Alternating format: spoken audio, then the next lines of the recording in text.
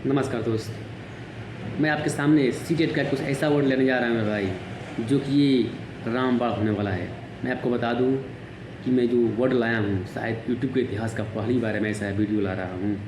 जी, आपका ये सब वर्ड एक वीडियो में मिलेगा आपको। मैं आपको एक ऐसा वर्ड देने जा रहा हूँ मेरे भाई, कम से कम 50 से 60 शब्द, जी कि आपको एक सीटेट में एक रामबाण और एक ऐसा कील का ताबूत साबित होगा, जो आपके लिए एक समझिए कि वह एक रामबाण से कम नहीं होगा। मैं आपको एक ऐसा वर्ड लाऊंगा, अभी लाऊंगा, जो कि शायद आपका इतिहास बदल देगा। ये सीटेट का ये एक ऐसा वर्ड जो कि आपको सीटेट पास करने में एक समझिए कि इसके फोल्डिंग का काम करेगा आपको। धन्यवाद। इक्विटी, सभी व्यक्तियों को अपने विकास के लिए समान अवसर मिले, इसे इक्विटी बोलते हैं। सभी व्यक्तियों को अपने सब विकास के समान अवसर, इसे क्या बोलते हैं? इक्विटी बोल देंगे। अब आता है इक्विटी, इसे बोलते हैं समता। क्षमताओं के आधार पर साधन देना ही इक्विटी होता है। आता है नेक्स्ट, डीकॉन्टेक्सुअल, असंदर्भित, किसी बात पर या किसी संदर्भ से हटाना या किसी चीज़ को मूल संदर्भ से अलग करना ही डीकॉन्टेक्सुअल होता है। आता है कॉन्टेक्सुअल, संदर्भित बोलते हैं इसको, किसी बात पर उस स्थिति के संबंध में विचार की प्रक्रिया जिसमें वह स्वयं घटित होती है, इसको कॉन्टेक्सुअल बोलते हैं। एक आता है मेटाकॉग्निशन, बहुत ही इंपॉर्टेंट शब्द है भाई साहब ये। मेटाकॉग्निशन क्या होता है? और इस संज्ञानात्मक, आप देखिएगा सीटेट के प्रीवियस से उठा करके उसमें हर बार ये शब्द मिलेगा आपको। किसी की अपनी सोच सीखने के बारे में सीखने की प्रक्रिया ही मेटाकॉग्निशन कहते हैं। आता है एसेलरेशन, आपको बहुत शब्द मिलेगा। एसेलरेशन क्या होता है? इसको बोलते हैं त्वरण या गतिवर्धन, जो भी गति की स्थिति में रहेगा। इसको डबल प्रमोशन भी कहते हैं। प्रतिभाशाली बच्चे को एक साल में 2 क्लास में प्रमोशन करना।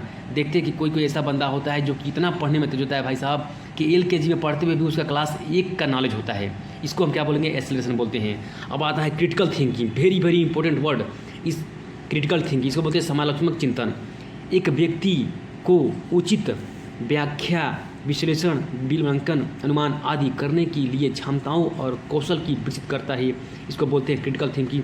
दिमाग में बिठा लीजिएगा मेरे भाई, मैं आपको दावे के साथ कहता हूँ कि ये 1 नंबर यहाँ से ये 100% ये शब्द आएगा। हर क्वेश्चन में लगभग रहता है ये। मैं आपको अगला अपना बनाया हुआ नोट्स फिर एक बार मैं आपको दिखाता हूँ मेरे भाई, जो कि मानकीकृत क्या होता है? स्टैंडर्डाइज, एक स्थापित मानक या गुणवत्ता, इसको हम क्या बोलते हैं? स्टैंडर्डाइज। एक आता है शब्द सेंसिटिव, बहुत ही संवेदनशील होता है ये शब्द भाई साहब। किसी चीज़ के प्रति तीव्र धारणा या प्रतिक्रिया से है संबंध इसका। आता है स्कैप होल्डिंग, वेरी वेरी इंपॉर्टेंट शब्द होता है भाई साहब। इसको हिंदी में पाड़ या ढांचा भी बोलते हैं। अधिगम के दौरान दिया गया अस्थायी बाहरी सहयोग ही होता है स्कैप होल्डिंग। जब कोई बच्चा छोटा होता है तो उसको हम सहारा देते हैं साइकिल चलाने के लिए, उसको ही स्कैप होल्डिंग बोलते हैं। जब कोई बच्चा थोड़ा सा कमज़ोर होता है उसको हम थोड़ा सा हिंट कर देते हैं, वो लड़का आगे बढ़ जाता है, इसको हम स्कैप होल्डिंग में डालेंगे भाई। एक आता है महारत, इसको हम बोलते हैं मास्टरी ओरिएंटेड। अभिमुखी, स्व निर्धारित मानकों के अनुसार सीखने और कार्य में महारत हासिल करने के लक्ष्य के रूप में परिभाषित किया गया ही मास्टरी ओरिएंटेड बोलते हैं। एक आता है सब सिंपैथी, वेरी वेरी इंपॉर्टेंट। इसको बोलते हैं हिंदी में सहानुभूति। दूसरों की सामाजिक दशा को समझना ही सिंपैथी कहलाता है।